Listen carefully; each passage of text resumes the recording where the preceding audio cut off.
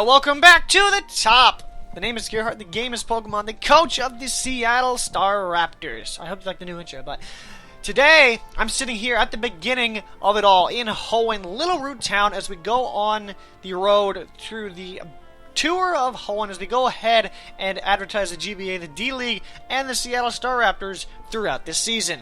All throughout Hoenn, but of course I'm at the very first start because this is my room, and on my desk here is the draft analysis, and we will see what team I ended up drafting for the Seattle Staraptors for the D-League Season 2. Now, there's a little bit of a story throughout this pick, because I need to say two things first. If you haven't seen the Metronome Tournament, or you're not following the GBA Twitter, I don't know why you aren't following the GBA Twitter right now. You should, but you will understand that I have the fourth pick. Now, with the fourth pick, I wanted a certain Pokemon. I had a Pokemon in the Primal Battle League with the same ability as this Pokemon, and I really loved it. I wanted this Pokemon that I actually drafted in the league that I was in that just fell apart before it even started. It dissolved, and I wanted it. But in the LBA, I was actually going to draft it. I was in the Zeta division, and unfortunately I had the 13th pick, and I was drafted number 2 overall. Now, if you know what that Pokemon is, I congratulate you. I really do. But having this Pokemon is so much helpful because it is Clefable. It's a great fairy type. The ability I was talking about is Unaware, because that is a huge safety net. That is a huge safety net because anybody can set up me. Oh, sweet, I'll go into Clefable. You're not going to touch this thing. So much for your buffs, huh? But it doesn't even really matter, because Magic Guard is just as good an ability. I'm pretty sure this thing gets Cute Charm. If not, well, I'm dumb, I guess. But I'm pretty sure it's Cute Charm. But with Clefable, that's going to be coming so much handy.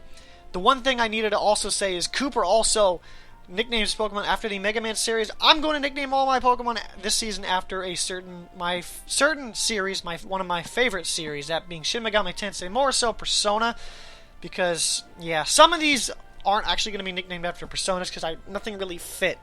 If I do find something that fits before week 1, well, you'll be the first to know. But Clefable will be nicknamed after Privardi.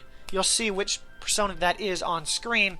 That is a persona, but it's pretty much a great defensive mon. Fairy typing is such a good thing in this format. It's such a good wall. I don't even have to run it with I don't even have to run it physically defensive or specially defensive. I can run it offensively if I want it, but I feel like it would fit better defensively, and you can already tell which core I'm looking for. That's why I immediately got Clefable. That's why I got a fairy type, and you'll see what other roles and what other Pokemon we actually fill this core with. Now, with the second Pokemon, with the 13th pick, I was thinking about drafting my my Pokemon that everybody had to look for and go, wow, I need to prepare for that. But unfortunately, well, not really unfortunately, I wanted my core to be 2 Pokemon down, and then I just needed it to be over halfway done. This is a core 3, and I needed that second slot to be filled because no other Pokemon filled it as well as this one. Mainly because I needed that Intimidate, and I don't believe any other Pokemon gets Intimidate. I don't believe any other Pokemon, Steel type or Dragon type, gets Intimidate. At least I don't remember, but it is Salamence. Setayu is the persona it's going to be nicknamed after because, of course, Setayu is blue and red, just like Salamence, but Salamence fits this role nicely because it can be run defensively with Intimidate. It resists the general elements, that being grass, water, and fire. Unfortunately, it doesn't resist electric. That's really fine, honestly. I have other ways to deal with that. But with what's its face here, Salamence, it's a huge offensive presence as well. So it's not necessarily going to be defensive, because it has Dragon Dance, it has Moxie, it has a wide variety of moves for me to use at its disposal, and it's going to come in super handy. But getting this second Pokemon for this core is going to come in handy very nicely because of the many ways I can use it. That Intimidate is one of the main reasons why I was using it and why I wanted it. And now we move on to the 20th pick, the 3rd pick overall for the Seattle Staraptors. Now, this is the pick that I wanted, that during game planning, when people are looking at my team and they look and see this Pokemon, they're like, wow, I need to prepare for this Pokemon. I really do. And that Pokemon, I've seen it used many times before. With Steve and Miguel, it is none other than Victini. Victini is just, oh my word, Victini. Victini, nicknamed after Saturnus. Saturnus, that being a fire type persona. Not a type, but it's mainly fire element, and it's really strong in persona, and Victini's really strong, that being because, of course, you have the heat-seeking missile that is V-Create, and you also have the dragon moves, like the legendary dragon moves from Unova. You just have so many moves at this disposal. At your disposal to use. I don't know what I'm saying anymore. I'm just in awe that Victini dropped to me, because Victini is going to come so much in handy. But I need to keep in mind that this is a fire type. Salamence is a flying type. That's 2 weaknesses to rock, so I need to be very wary about that. But I wanted this Pokemon to be like, wow, I really need to prepare for this. I wanted to instill fear in everybody's hearts with this pick. That's basically what I mean. Heat-seeking missile that is V-Create. That is what I wanted. Now with the following pick, I've seen it on the league leaders so many times in the GBA, and in many other leagues. Well, this type of Pokemon, rather. It is the fast electric type. You can already tell which one I'm going to, because I ended up picking Jolteon with the 29th pick overall. The Chinese Zodiac of Wind, Bayaka. Well, technically it could be metal. I've seen it be metal before, but in some cases it is wind, and in some cases wind is electricity is substituted for wind most of the time. That's why it's nicknamed after that. Jolteon is here, and 130 speed. That's what I wanted, because with that amount of speed, I can run Modest on occasion.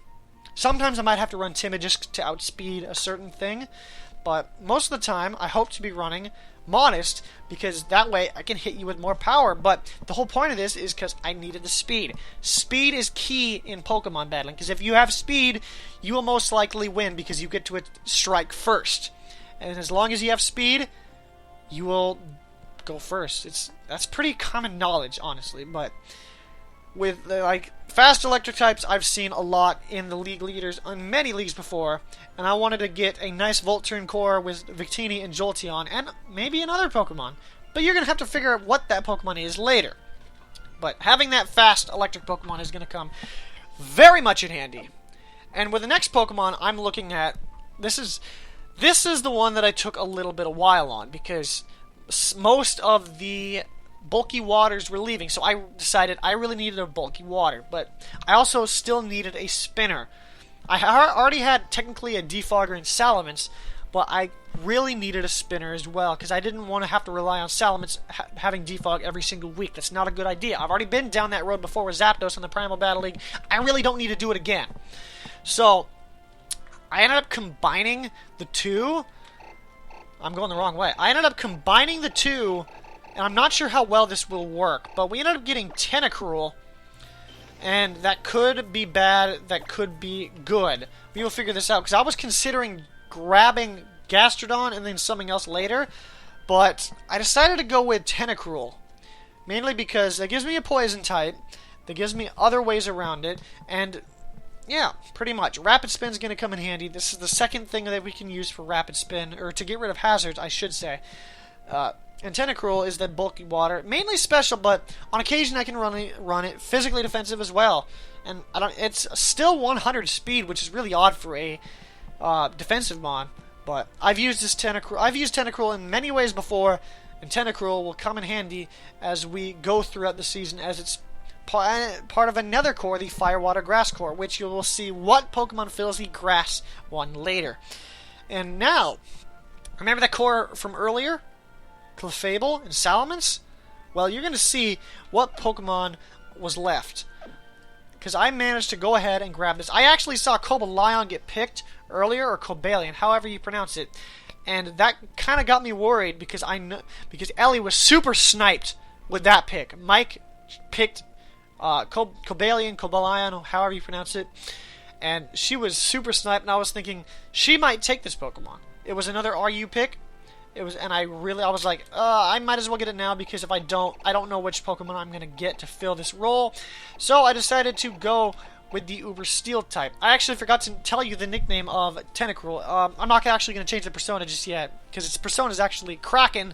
It's not actually a persona, it's just a demon in the Shin Megami Tensei series. So, sorry about that. I totally forgot about that. I'm not going to forget about it ever again, because right here we have Kinki, the Registeel. I have to remember not to actually say it like kinky, because I don't want things to get kinky around here. I want things to get Kinki, because Kinki is a persona or something from mythology. I can't remember which exactly. I don't have the page up because I only have one monitor. But Kinki's exterior is made out of solid gold and nothing can pierce it. That's why I nicknamed Registeel after it, because Registeel is a huge defensive monster. 150 in both stats. That's disgusting. With Clefable, Salamence, and Registeel, that's going to be the core that I wanted. I actually wanted this core all along, and I managed to get it, which I'm very happy about. And pretty much that's it. That's actually a second rocker. So I have two Pokemon that can set up rocks. It's going to be nice, because now I have multiple ways. I don't have to Focus Sash a certain fire monkey and just Stealth Rock every single week. I don't have to. I have ways around it. It's going to be very cool, very nice, and with the Steel type, it's going to come very much in handy, because it complements Salamence and Clefable so much, just as much as Clefable and Salamence complement each other with Registeel. So that was the 45th pick. Now I'm going ahead, moving on, and I'm looking, and I need to make sure that I have ways to deal with other things. So I'm looking at which types I need. And it turns out I really need a ground type, because right now I have no electric immunities beyond Jolteon, which has Volt Absorb, but I don't really see the need for that. I really don't. It doesn't... I don't know. With that, that's why I need an electric immunity. But I also needed a dark Pokemon, and if I know, I've already made the mistake in the Primal Battle by picking Drapion. I wouldn't call that a mistake, but I would call it something else, because with a poison type, fairy type is neutral on Drapion. So you can already tell where I'm going. I needed the electric immunity, I needed the dark type. It should be pretty obvious by now which Pokemon I was looking at. And the Pokemon, of course, I was looking at is none other than Seth the Crocodile. Seth being a dragon, I believe, of the desert from Egypt, I believe. In mythology, I should say. But this is going to be nice, because John actually used it really well in Season 4. I'm using it pretty well in the LBA. I believe it's like 5-1, I believe, and I haven't used it much, but normally when I use it, I end up doing really nicely. I end up using it very nicely, because every time it seems that I bring it, it's either a close loss or a win. So I decided to bring it with me. And Pursuit Trapping, another Stealth Rocker, another Intimidator, so it can be run a physical defensive or physically offensive. So it's going to come very much in handy. It's another electric immunity that I kind of needed, but now I'm also noticing another thing. As I'm going on here, I'm noticing, holy crap, Victini is weak to ground. Jolteon is weak to ground. Tentacruel is weak to ground. Registeel is weak to ground. I only have one ground resistance. I need another ground resistance, because it's not looking good. So with the 61st pick, I'm thinking, I already have a water and a fire type right now. I think I need this grass type right now. So I was actually thinking of Cradily at one point, but then that rock type really boned me, because it didn't actually resist ground. So I was thinking Go-Go 2 at this point. But at this point I'm looking, and I needed to start sharing typings, and throughout my type list that I had, that I was hoping to grab, I noticed that I had grass type, and I noticed that I had a ghost type open. So I decided to use my NU pick on Gourgeist. Gourgeist, of course, is a solid Pokemon, because, well, basically with Gourgeist, with Gourgeist, I'm saying basically way too much. I was also looking at priority. So Pyrojack here is going to do me well with its ghost typing because it resists normal, that being my second thing that resists normal, but it also resists ground. The one thing I'm also noticing is that my ground resist also are weak to ice as well, so I need to keep that in mind, and I need to keep that in handy because that could be my Achilles heel with this team. But it also as well as to deal with things, but I also needed priority as well. I don't believe anybody on this team had priority yet. That's why I needed the Shadow Sneak that Gourgeist has. Plus, I can Frisk. Frisk is probably one of the most amazing abilities in this format because people try to keep their items hidden and give them specialty items. So Frisk is going to come so much in handy. So much in handy.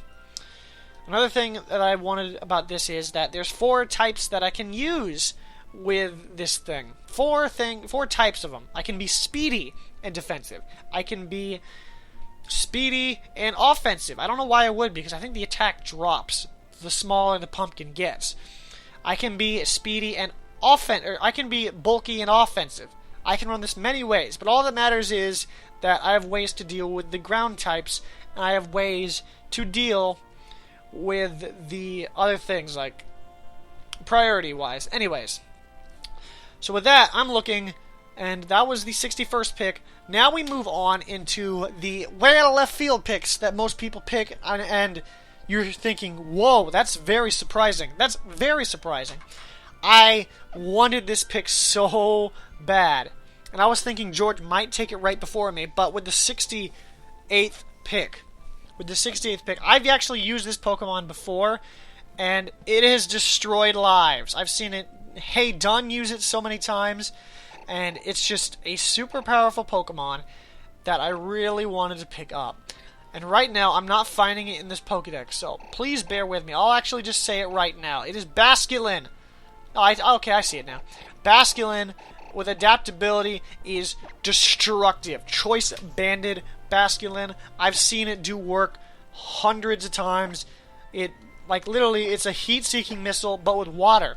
It also has priority. The mainly reason that it caught my eye was because it has Aqua Jet, another priority move, because I need to stock up on priority. If I don't have enough priority, it's not a good thing, because somebody with, like, Aqua Jet or the Mach Punch, I need a priority in order to win. Basculin does have that priority. It also has adaptability, so it crushes lives. It ends lives. It makes wins. I've used it pretty successfully, and Dapeng, the Basculin, will be arriving with the Seattle Staraptors pretty soon here before I move on. So, with that, that's our third water type. Or that's our second water type, actually. And I actually could use it, I could actually risk it, because at that point I only had 1 grass and 1 electric type weakness. So that's the only reason that I went with it. So, and it's not good defensively, it's just basically an offensive Pokemon, pretty much.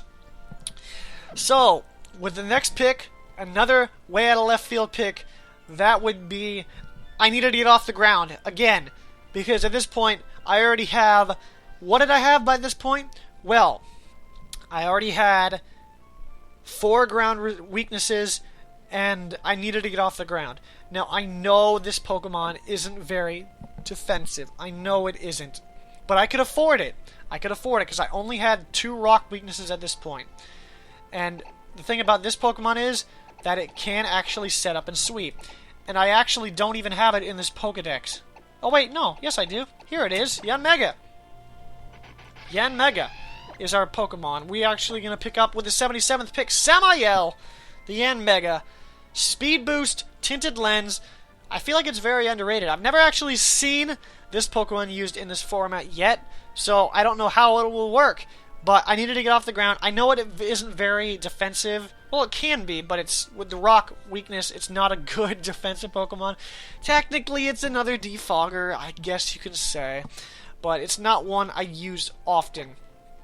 But with this thing, it's a pretty much a good setup sweeper. With speed boost, I don't think it gets anything like setup wise other than speed boost. But if you can speed boost, you can outspeed everything. My team's already speedy enough as it is. It's gonna be great. I'm super fast, and I also could fill the bug type that I didn't have yet.